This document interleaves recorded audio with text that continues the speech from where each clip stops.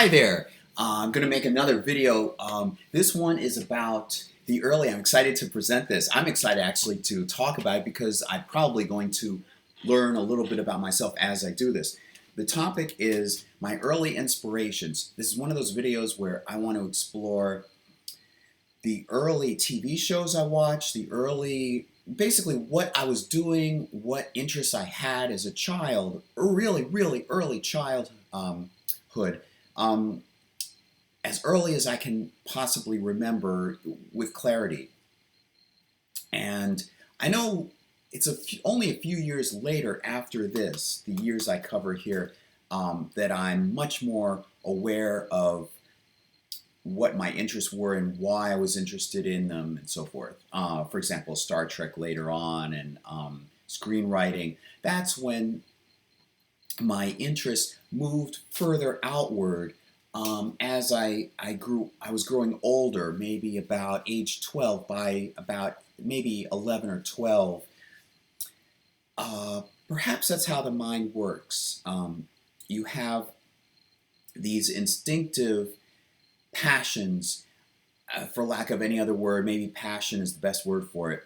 These passions that become nascent early on. It's a little inside joke.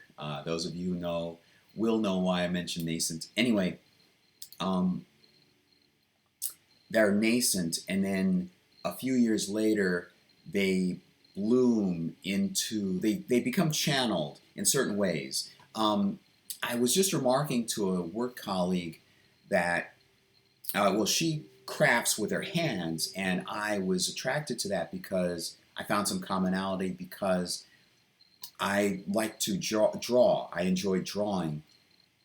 And there's also something in the mind. Ooh. No, there's also some people are going to meme that. No, there's something in the mind um,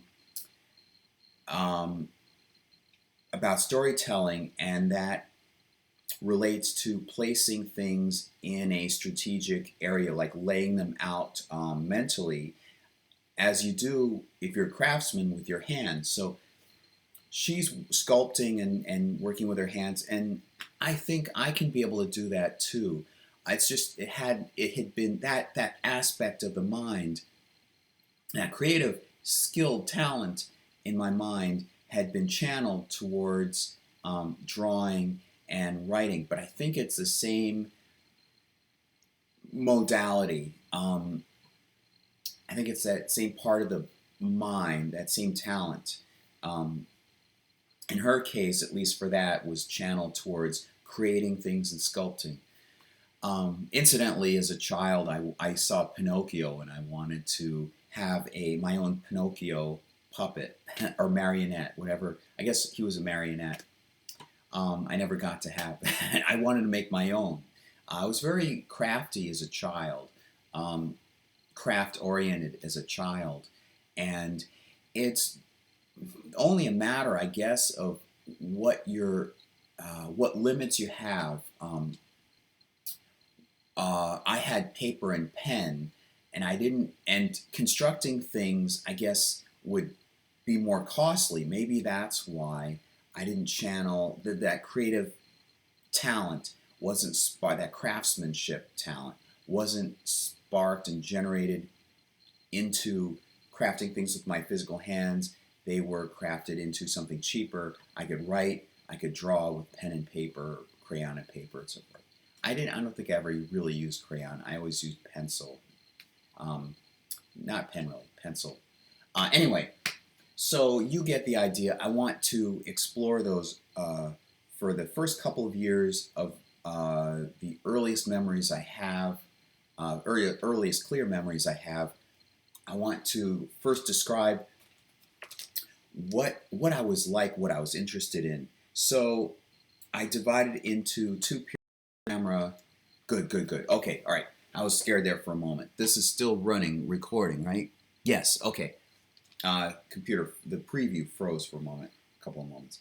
I call Winnipeg, which would be during my first grade year, may have been before that, and I have that as 1982, 1983. Now, I was born in mid-November 1975, so that gives you a sense of when this occurred. And then I moved in 1983, and then somewhere in the summer, probably in the summer, Return of the Jedi, excuse me, Return of the Jedi had come out probably May of 1983. It's definitely 1983. And so I remember the coming attractions and the commercials, and it would have been around there, but Return of the Jedi probably was in theaters for a while, so it's hard to tell. But about that time, I would have been in Binghamton and seen, or Albany. I moved around quite a bit in that time period, those few months.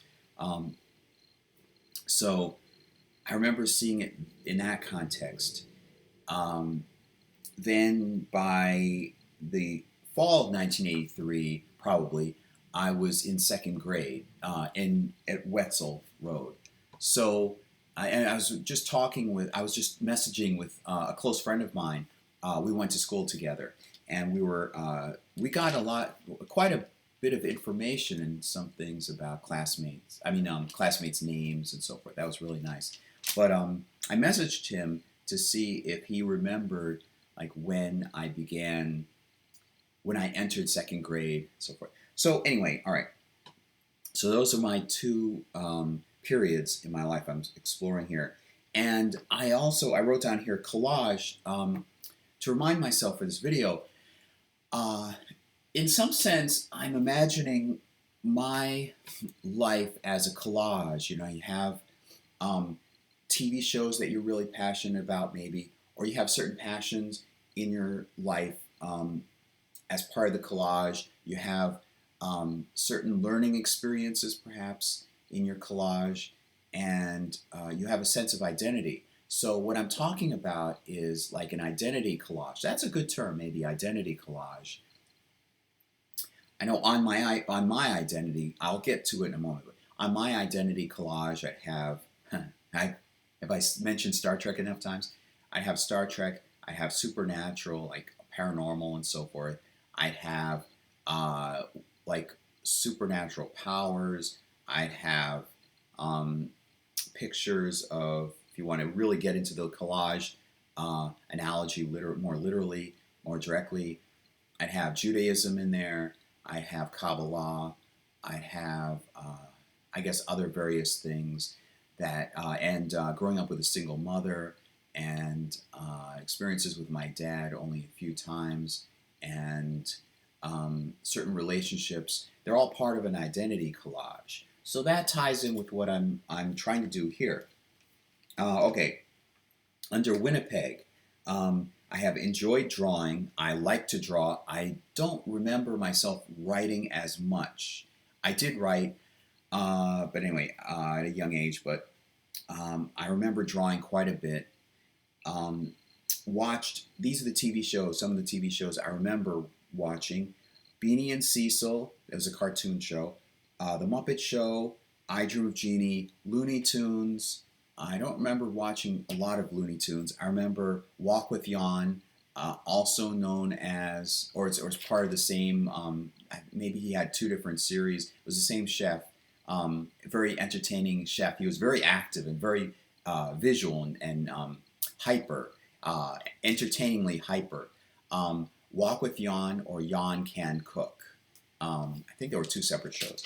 Anyway, I remember watching a little bit of football just to watch people tackle each other. And I remember The Nature of Things with David Suzuki. And I remember The Mutual of Omaha's Wild Kingdom.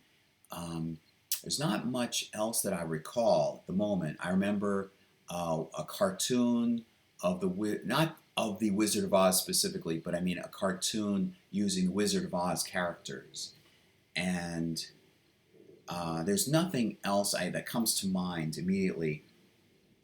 And also like gesticulating toys in my hands. And that feeds into something very soon. I remember I had like a toy biplane, and I had probably other toy things. I don't think I had the toy car, the McDonald's. Happy Meal, not Matchbox, but Hot Wheels cars. I think that I'm sure that came later, a little bit later. But I remember already I put tape on my linoleum floor to 3D tape to create a 3D map of the school I went to, and I remember already, like in the with the bathtub. I remember the biplane water biplane model, the toy, and I remember even back then. And then it dips into later on in Binghamton. I remember having these plastic toys from something that I would later learn was Micronauts. I didn't have the mic. Oh yes, I did have the Micronaut figures actually. These were from a garage sale, and I also had some of the vehicle playset sort of things.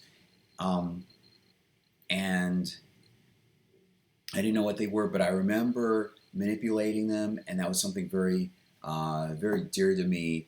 It was imprinted upon me. That's what I'm doing here. I'm mentioning these things that seem to have been imprinted on me. I'm looking for those things that imprinted on me that flourished in the following years. So already I was somebody who, like a craftsman I was talking about earlier, somebody working with my hands and not just manipulating, but I remember looking at these figurines and seeing the detail in them in the work of art, like miniature statuettes, so forth. And that ties in with drawing. So that identifies my very visual aspect, very visual part of that identity collage. It's all an identity collage. So there's that aspect of my mind being very visual and um, the other parts of my identity collage. Well, watching TV, the idea of storytelling, narration, the nature of things with David Suzuki had some. I don't remember exactly how I thought of the show at the time, obviously, but the nature of things was talking about science aspects, things about science, and that probably elicited uh, my curiosity about the universe. Again, we're going way, way back as early as I can remember. Um, Curiosity about the universe, and also um, an ability to explain and to impart knowledge and to explain things, basically. Um, and the Muppet Show, a lot of comedy, and also I think the Muppet Show and I Dream of Jeannie were two shows, and I'd been watching. I must have been watching other movies and so forth on TV because I remember having seen The Sound of Music. I remember walking into like the dinner scene, the family around the table scene in The Sound of Music, and recalling having already seen it because it looked familiar even at the time. I remember it looking familiar even at the time. I may have seen Superman, one of the or both of the Superman movies, maybe the third one, maybe if it had come out, and um, so those were imparted on me and imprinted on me. Um, so in this identity collage, I have a sense of visualness and rearranging things creatively, visually. Oh, going back to the Muppet Show and I Dream of Jeannie, the sense of storytelling and comedy. I enjoy comedy. That's another thing. Genres that I like. Um, I instinctively enjoy fantasy. That comes up later on. Very soon, in the immediate years after this, I enjoy fantasy and I enjoy basic good storytelling, action, and more adventure rather than brutal action. I'm not one for slashers necessarily. I'm one for a lot of good action, a lot of plot-driven stories. Um, so the Muppet Show had a lot of comedy. It had very identifiable characters. I mean, you know who Miss Piggy is, you know who Kermit the Frog is. You instantly, it doesn't take that much to recognize the difference between either of them. I mean, in fact, if you looked at the dialogue itself, you could probably pick out who was saying what line of dialogue, which incidentally is a hallmark of good writing, good storytelling writing. And Mr. Dressup, he did a lot. He was something like a Mr. Rogers, although whereas Mr. Rogers would talk about feelings with the audience, Mr. Dressup's shtick was, he had some puppets too, but his shtick was, I remember he had a box and he had costumes in the box. So I'm guessing, it's only a guess, but that may have been an early inspiration for make-believe and fantasy. And I remember Mary Poppins would have been also a movie that I had seen at the time, because I don't remember what I had, but I put on some coat or something and I went over to my mom and said, "I'm Mary Poppins," or something like that. So there was an inkling of dressing up and fantasy that was clearly in there. Like Muppet Show, you could tie in sort of with fantasy. And let me see. So you've got, in this identity collage so far, you've got an attraction, I guess, towards fantasy. You've got an attraction towards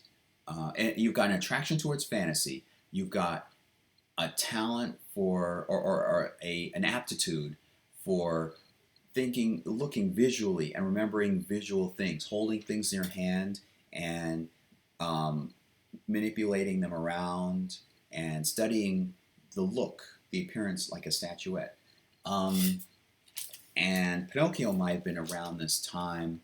All right, so I move on. I don't know what with Looney Tunes. All I remember is that instead of watching Looney Tunes, my mom had me going to take ice skating lessons for a little bit. That didn't last long. Anyway, then we moved to Albany and Binghamton. I don't really remember much about Albany, but I remember a little bit about Binghamton. And that was the time when I saw Return of the Jedi. Now, that was the first film that I had seen in a movie theater. And that must have made a huge imprint on me and added to this identity collage. In fact, I'm going to name this video the Identity Collage. My Identity Collage. Okay, but you would probably already know that. So you have, and I hadn't seen any prior Star Wars movie. This is the very first movie I had seen. I think, in general, in a movie theater. So you had Luke Skywalker being a very moral or ethical character. That sounds vague. More specifically, I remember in the commercial trailer for it, I remember the ghost of Ben Kenobi telling him, "You must fight Darth Vader again," and Luke saying, "I can't." Well, this part wasn't in the commercial, but Luke says, "I can't kill my own father." Da da da. But in the movie, Luke Skywalker confronts his father and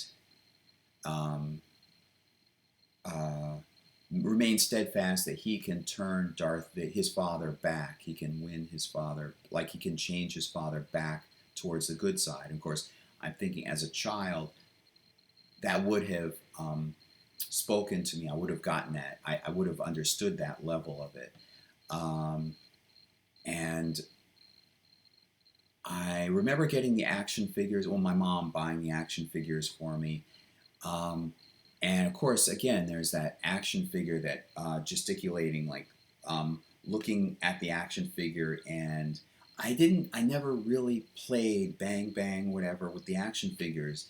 I admired the cardboard that would come with the action figure and the picture display of the figure, the picture of the character in like a film clip or something from the of the character from the movie that they would put on the card. And I remember a little bit later, I remember Indiana Jones and Raiders of the Lost Ark, the Indiana Jones Adventure series, whatever they called it. I don't think they actually called it Raiders of the Lost Ark. I think they just called it Indiana Jones something or other, the action figure series. Um, and I remember looking at the figures a lot. So there's that visual style, and that was still while I was drawing. I was a very good, skilled artist. Um, and the way I went about drawing was that I wouldn't just draw stick figures. I would, even as a child, I would, from my memory anyway, how I remember it, I would draw like a leg, an arm, and a face. I wasn't as good as I was later on, of course, but I already had a sense of thickness, body thickness, and eyes and eyebrows and so forth. So that probably ties in with looking at these figures and not necessarily playing adventures with them, but like looking at them as models. So that aspect of drawing from a model was just, I guess, instinctive. Um, so what else do I have? Transformers, that comes up later. I just wrote down classmates, like relationship, like what I thought of different classmates and so forth. And um, garage sale toys, and this friend that I have that I talked about earlier. I remember him going over to his house, and sometimes I felt lucky to be able to visit his house, and he had a full family, whereas I had a single mother, and he had, first of all, a house, whereas we just had an apartment unit in an apartment complex, and being envious of that. And I always felt like kind of like an amusement park, sort of, that I was going to someplace much larger when I would visit his house, someplace much larger, and it was very friendly. And the discussions that we had were sort of more technical. So that, in terms of this identity collage, well, let me first tell you the kinds of conversations we would have. Um, we would talk about Transformers. We would talk about Star Wars. Um, Granted, this came up later on. I mean, I remember there was Mask, the Toy Series Mask. It would have been a bit later. And Insectoid, sort of Insectoids a little bit, but G.I. Joe was never in there. It's basically Star Wars, Mask, a little. He collected a little bit of Masters of the Universe and Transformers. So the kinds of discussions we had. Well, I remember him having a poster the poster that would come with the Transformers figures. On one side, it would have a there would be photographs of the different toys. On the other side would be this artistically well executed um, battle scene, and we would talk about aspects of the battle scene, and there were text specs on the boxes.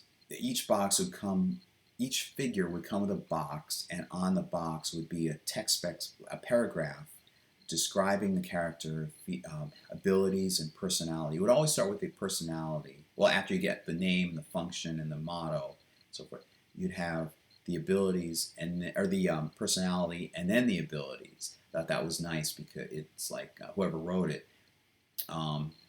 was thinking about, and Bob Budiansky, from what I have read, had written virtually all the paragraphs for every toy from 1984 all the way through till almost the end, like 1988 at least.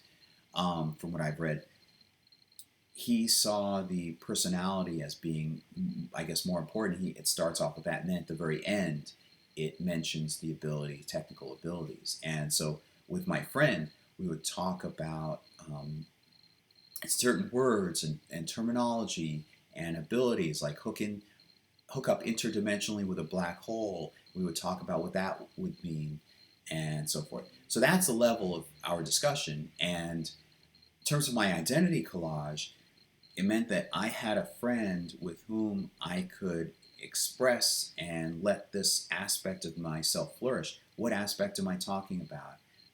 It's that curiosity, for one, and peership, uh, being able to share my curiosity and discuss larger ideas than just bang bang with somebody. Um, so that sort of ties in with my storytelling. And when I was writing stories more, at this point I was writing stories more often, more routinely, and many of them were with Transformers, um, Transformers characters. So the two relate. The two overlap, or the two encourage each other, I suppose. Let me see. I felt I didn't feel ostracized. I remember in recess, and I remember in school. I remember the boys, girls are like kind of irrelevant at that age. This would have been second and third grade.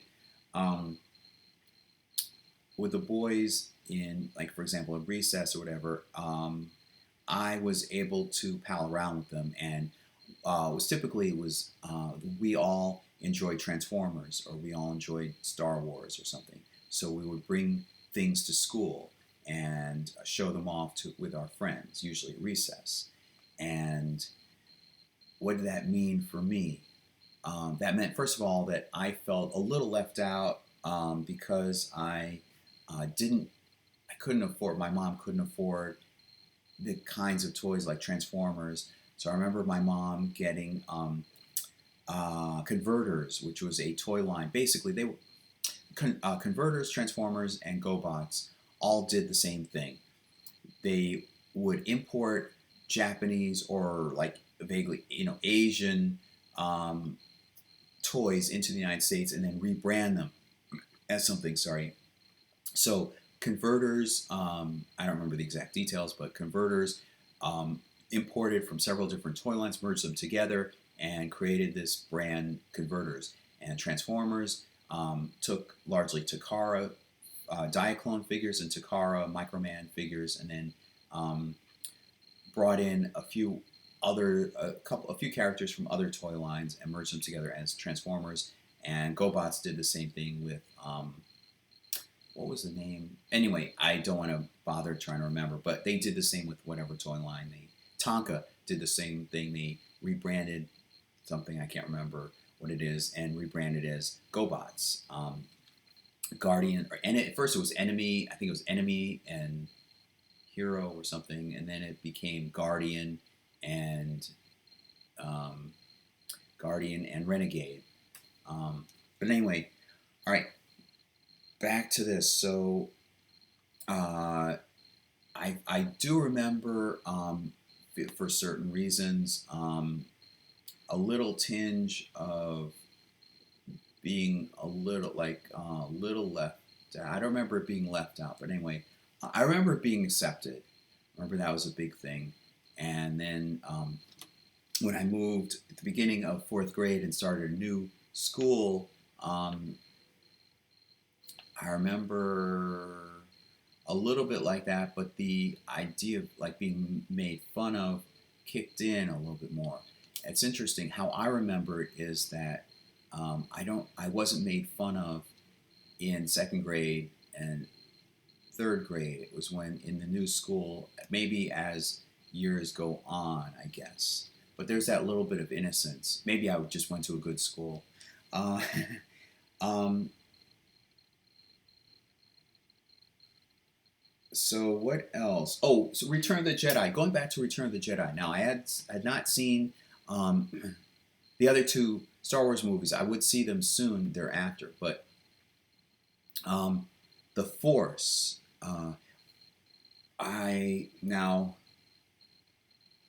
I remember primarily. I probably would have glammed onto Luke Skywalker confronting his father, believing that he can be able to change his father back to like essentially normal and healthy.